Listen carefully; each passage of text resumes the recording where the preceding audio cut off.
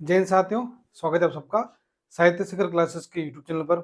आज इस वीडियो में हम बात करने वाले कि 2025 में जो है स्कूल व्याख्याता के पद पर सिलेक्शन लेना है तो किन बातों का आपको ध्यान रखना जरूरी है और किन बातों का नहीं। देखो, पहले प्रयास में जिस प्रकार मैंने सफलता प्राप्त की स्कूल व्याख्याता में, कुछ ऐसी बातें होती है जो हर अभ्यर्थी को पता नहीं होती और अगर उन बातों का आप जो ध्यान रख लेते हैं तो भले ही आप किसी भी प्रतियोगी परीक्षा की तैयारी कर रहे हो, उसमें सफलता प्राप्त होना सुनिश्चित हो जाता है। ठीक है, 2024 जा चुका है और आप लोगों को पता है कि 2024 में आपकी विज्ञप्ति आप सबके सामने है और बात करेंगे जैसे कि लगभग 20 दिन बचे हैं 2024 के। तो कुछ बातें ऐसी मैं बताऊंगा कि 2024 में ही आपको कर लेनी है ताकि जब 25 की शुरुआत हो 1 जनवरी से ही आपकी हर चीज आपके पास हो और एक एक दिन आपको अपनी तैयारी के प्रति समर्पित हो, स्कूल व्याख्याता की तैयारी के प्रति। और फिर जब आपका एग्जाम हो तो आपका स्कूल व्याख्याता में अच्छी रैंक के साथ चयन हो। इस प्रकार तैयारी करेंगे और उन बातों का ध्यान रखना है। तो आज इस वीडियो में इसी विषय पर बात करेंगे। और एक बात बता दूं कि जो भी अभ्यर्थी पहली बार साहित्य शिक्षा क्लासेस का ये वीडियो देख रहे हैं तो उन लोगों के लिए बता दूं कि जो भी फर्स्ट ग्रेड, सेकंड ग्रेड या फिर रीट की तैयारी कर रहे हैं, आप किसी भी विषय से हो, भले ही आप पॉलिटिकल साइंस हो, हिस्ट्री हो, इंग्लिश हो, हिंदी हो, तब भी आप साहित्य शिक्षा क्लासेस को सब्सक्राइब कर सकते हैं क्योंकि वैकेंसी को लेकर अपडेट और विन कोर्स जो है हमने यहाँ निःशुल्क कोर्स चला रखा है। तो आप जो है साहित्य शिक्षा क्लासेस जुड़कर उनका लाभ ले सकते हैं। अगर आपको कोई भी डाउट हो, किसी भी तरह की कोई परेशानी हो, तो आप टेलीग्राम चैनल ज्वाइन करें, साहित्य शिक्षा क्लासेस, हम मैसेज कर सकते हैं, पर्सनली बात भी कर सकते हैं। ठीक है, तो सबसे पहले बात करें कि 2025 में जिसको भी स्कूल व्याख्याता बनना है, कुछ बातें ऐसी है जिनका वो अगर ध्यान रख लेंगे तो स्कूल व्याख्याता में सिलेक्शन लेना ही सबसे आसान होता है। वो बात आप जान जाएंगे। ठीक है, 2025 में स्कूल व्याख्याता बनना है RES, राजपत्रित अधिकारी। ठीक है, RES। सबसे पहले बात तो बता दूं कि आप लोगों को पता है कि राजस्थान में शिक्षा विभाग की सबसे बड़ी वैकेंसी होती है स्कूल व्याख्याता, राजस्थान एजुकेशन सर्विस शिक्षा विभाग, RES, राजपत्रित अधिकारी की पोस्ट होती है। तो बहुत सारे लोग तो इस बात से डर जाते हैं कि RS जैसा एग्जाम, मतलब RES जैसा एग्जाम फाइट करना बहुत मुश्किल होता है। लेकिन कुछ बातें ऐसी होती है, अगर आपने उनको फॉलो कर लिया तो स्कूल व्याख्याता क्रैक करना आपके लिए सबसे ईजी हो जाएगा। 2025 में आपको क्या करना है वो बातें अभी बताऊंगा। अगर उनको एक डेली आप जो है अपना रजिस्टर निकालें, उस पर लिख लें। ठीक है, उसके बाद देखिए कि किस प्रकार एक दिन, 2 दिन, 3 दिन, 1 महीना, 2 महीना आपकी तैयारी कैसे होती जाएगी और पहले ही प्रयास में जो भी आपका प्रयास होगा उसमें सफलता मिलनी सुनिश्चित है। सबसे पहले बात करें, अगर आपको 2025 में स्कूल व्याख्याता बनना है तो सबसे पहला काम करना है कि 2024 के ये जो 20 दिन बचे हैं, ठीक है, 20 दिन, कम से कम 20 दिन अभी आपके पास है। इन 20 दिनों में आपको स्कूल व्याख्याता का जो सिलेबस है, ठीक है, स्कूल व्याख्याता की जो बुक्स है और स्कूल व्याख्याता के जो ओल्ड पेपर हैं, ठीक है, उनकी प्रिंट निकाल लेंगे। पहली बात तो ये सिलेबस की प्रिंट होनी चाहिए, ओल्ड पेपर होनी चाहिए और बुक्स आप अभी सिलेक्ट कर लेंगे कि मुझे क्या क्या बुक्स पढ़नी है और क्या क्या नहीं। ठीक है, सबसे पहला ये काम करेंगे। भले ही आप अभी से मान लो जो अभ्यर्थी तैयारी कर रहे हैं वो अभ्यर्थी भी देख सकते हैं कि कहाँ मैंने किन बातों का ध्यान नहीं रखा है, वो अभ्यर्थी भी इस चीज को देख सकते हैं। बाकी जो अभ्यर्थी जिन्होंने अभी तैयारी करना स्टार्ट नहीं किया है, जिनके कमेंट आ रहे थे कि सर जो हम तो शून्य से तैयारी करना चाह रहे हैं, तो क्या हम अब भी स्कूल व्याख्याता की तैयारी कर सकते हैं, सफलता प्राप्त कर सकते हैं? तो हाँ, बिल्कुल तैयारी कर सकते हैं, सफलता प्राप्त कर सकते हैं। बस इन बातों का अगर आपने ध्यान रख लिया तो आराम से आपका सिलेक्शन होना सुनिश्चित है। ठीक है, तो अभी इन 20 दिनों में 2024 चल रहा है तो इसके 20 दिन जो भी आपके पास है दिसंबर के, इसमें सिलेबस निकाल लो, बुक्स निकाल दे, बुक्स इकट्ठी कर लो क्या क्या कंटेंट पढ़ना है और ओल्ड पेपर देख लो, ओल्ड पेपर प्रिंट निकाल अपने पास। बुक्स के लिए जैसे बात करूँ, हिंदी विषय के लिए फर्स्ट पेपर के लिए मैंने बुक लिस्ट का वीडियो बना रखा है, तो साहित्य शिक्षा क्लासेस पर जाकर ही आप बुक लिस्ट बना लेंगे और अपना जो है इन चीजों को इकट्ठी कर लेंगे। उसके बाद आपको एक चीज ध्यान रखनी है कि समय सारणी अभी फिक्स कर लेंगे आप। और एक बात बताऊं, समय सारणी टाइम टेबल बनाने का मतलब ये नहीं है कि ठीक है मुझे 8 घंटे का फिक्स कर लिया या 6 घंटे का फिक्स कर लिया और 8 घंटे 6 घंटे पढ़ना है, नहीं। आपको एक अपना टाइम टेबल बनाना है 3 भागों में। ठीक है, वार्षिक बनाना है एक, दूसरा मासिक बनाना है और साप्ताहिक।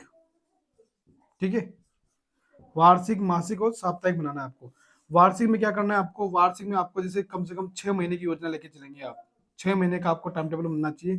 फिर पर डे महीने का बनाना है और फिर बनाना है साप्ताहिक, जिसमें पर डे का आएगा। ठीक है, पर डे आपको क्या क्या करना है, जैसे मैं बता दूं कि जैसे मुझे पता है कि मुझे 6 महीने में क्या क्या करना।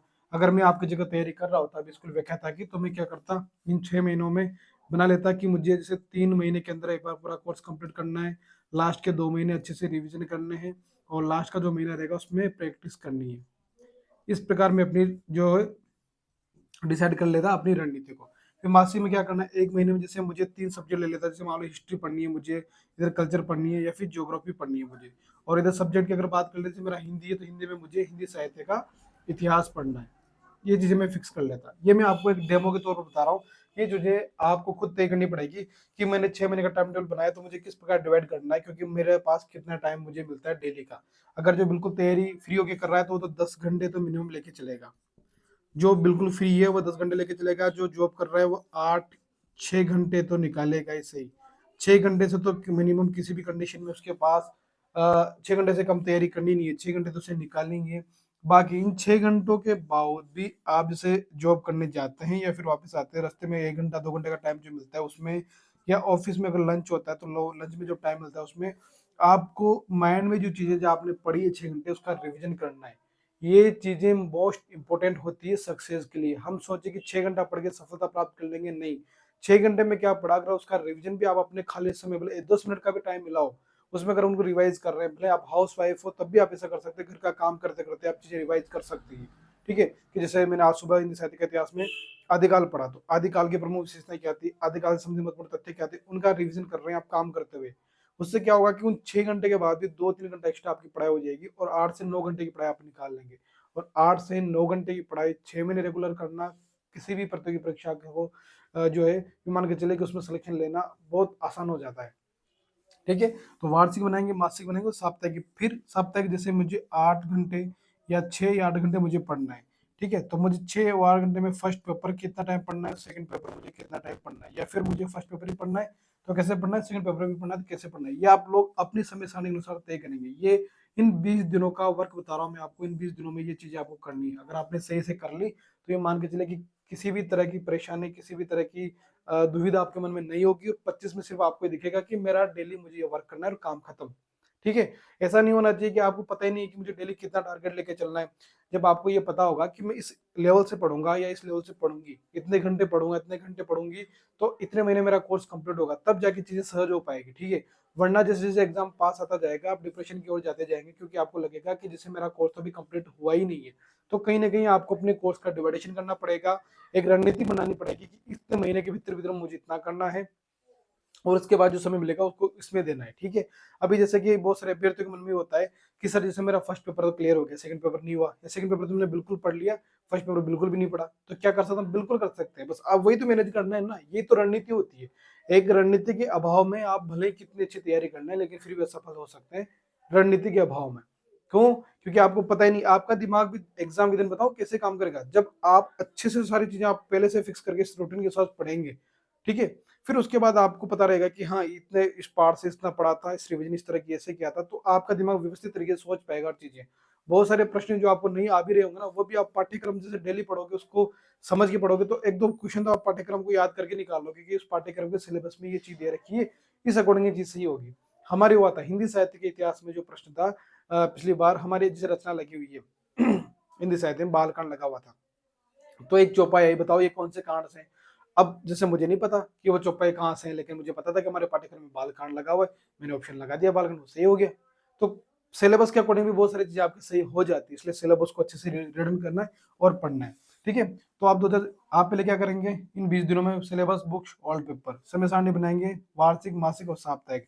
इसके बाद इसके बाद जो है, जो आपका जो सोशल मीडिया है, ठीक है, जो जितने भी आपके सोशल अकाउंट हैं, सोशल अकाउंट, आप कोशिश करेंगे कि पर डे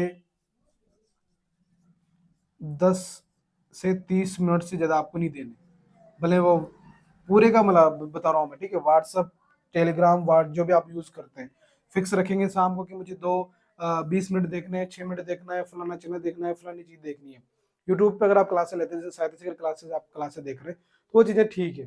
ठीक है, मतलब यूज उतना ही करना है जो कि आपकी तैयारी में सार्थक हो, उतना यूज नहीं करना है जिससे आपकी तैयारी खत्म हो जाए और फिर आप आखिरी और निराशा की ओर चले जाएं। तो सोशल मीडिया का यूज करना है तो सोच समझ के करना है, क्योंकि तैयारी के दौरान केवल पढ़ना ही जरूरी नहीं होता, इन सारी चीजों से बच के भी रहना पड़ता है, ये बातें बहुत जरूरी होती है। ठीक है, तो ये अगर आपने ये चीजें जो मैंने बताई है 3 बातें, ये एक तैयारी की रणनीति होती है खास चीज। जैसे जब मैंने तैयारी स्टार्ट की थी मैंने इन चीजों का ध्यान रखा था। और मैं बता दूं कि जब आप तैयारी करते हैं तो फिर हर तरह से आपको जो है, मतलब यूं मान के चले कि एकांत वासी बनना पड़ेगा। जैसे मैंने जो मेरा व्लॉग वाला चैनल है उमाशंकर पंचोली व्लॉग, आप सर्च करेंगे तो आपको मिल जाएगा। वहां भी जैसे कल भी मैंने एक सर का इंटरव्यू लिया था, हिंदी वाले थे वो लेक्चरर, उनका, और पर्सनली मेरा भी अनुभव ये रहा है कि जब हम तैयारी करते हैं तब सारी चीजों से कट जाते हैं। बस फिर हमें हमारी किताबें दिखती है, हमारा टारगेट दिखता है, हमारा डेली का टारगेट जो क्या है वो उसको कंप्लीट करना हमारा मुख्य उद्देश्य होता है। ये चीजें एक अभ्यर्थी के लिए बहुत जरूरी होती है। इन चीजों के अगर भटकाव से हम दूर हो जाते हैं और अपना इस प्रकार से रूटीन फिक्स कर लेते हैं, हमें पता है कि मुझे इतना करना तो करना ही है, मतलब किसी भी तरह की कोई समस्या है, ठीक है। मान लो महीने के 25 दिन आप पढ़ रहे हैं लेकिन 5 दिन नहीं पढ़ पाए, तो कोशिश करेंगे उन 5 दिन की भरपाई हम दूसरे दिन करेंगे, है ना। इस प्रकार डेली का टारगेट अचीव करते जाएंगे। और एक बात ये भी याद रखनी है, आपने डेली का टाइम टेबल जो भी बनाएंगे वह मानवीय टाइम टेबल बनाएंगे, ठीक है। रोबोट वाला नहीं बनाना है। आप इंसान है, रोबोट नहीं है। आपके जीवन में समस्या भी आएगी, कभी शारीरिक भी आ सकती है, कभी मानसिक भी आ सकती है। तो कोशिश करें कि मानवीय टाइम टेबल बनाए, 6 या 8 घंटे 10 घंटे का जो भी बनाए, उसमें आप कंफर्टेबल रह पाए। इतना ये नहीं करना है कि डिप्रेशन में चले जाए, शारीरिक रूप से नुकसान हो जाए किसी प्रकार का। ये चीजें आपके लिए जानना बेहद जरूरी है। इन बातों का ध्यान रखेंगे, बाकी तैयारी करना बहुत आसान है। और 2025 आपको सिलेक्शन देके जाएगा, राष्ट्रपति अधिकारी बना के जाएगा, ये बात ध्यान रखना। बस तैयारी जो है अब स्टार्ट कर दीजिए, अगर नहीं की है तो कर भी रहे हैं तो चीजों को ऐड कर लीजिए। किसी भी तरह के भटकाव के बिना पॉजिटिव रहना है, सकारात्मक रहना है। और भी कोई डाउट हो किसी भी चीज को लेके तो कमेंट कर देना, उस पर बात कर लेंगे। साहित्य शिखर क्लासेस पर निःशुल्क कोर्स चल रहा है, उसके साथ साथ आप तैयारी कर सकते हैं। और बहुत सारे ऐसे लोग बोलते हैं ना, मैं जैसे वीडियोस बनाता हूँ किसी पे, तो कि आपने जो कोई बात कही वो सच नहीं हुई। मेरा हमेशा हर वीडियो के पीछे मुख्य उद्देश्य होता है आपको मोटिवेट करना। और अब तक मैंने जितनी भी संभावनाएं प्रकट की है वो सारी संभावनाएं 90% छटी गई है, ठीक है। तो मैं किसी प्रकार दावा नहीं करता हूँ, और मुझे इससे कोई मतलब भी नहीं दावा करने से। मुझे मतलब है आपको एक टारगेट देने से कि आप इस कंफर्टेबल जोन में आकर तैयारी कर सकें। और आप लोगों के जो कमेंट आते हैं कि सर एग्जाम डेट कब होगी, सर सिलेबस क्या आएगा, तो फिर मुझे उस पर वीडियो बनाना पड़ता है, वरना मुझे कोई शौक नहीं है इस चीज का कि मैं फिर उस चीज पे फालतू में अनुमान लगाऊं। ठीक है, कई जो चीजें मैंने देखी है, फेस की है, मुझे पता है कि कहाँ क्या हो सकता है, उस अकॉर्डिंग मैं आपको बातें बताता हूँ। आप लोगों को अच्छी लगती है तो फॉलो करें, बाकी फिर आपकी खुद की मर्जी है, क्योंकि आप भी राजपत्रित अधिकारी या वरिष्ठ अध्यापक या रेट की तैयारी कर रहे हैं, तो आपके पास भी इतनी समझ तो है ही सही, ठीक है। तो तैयारी करें, किसी भी तरह के डाउट हो तो कमेंट कर देंगे, ठीक है। मिलते हैं नेक्स्ट वीडियो में, तब तक के लिए जय हिंद, जय भारत।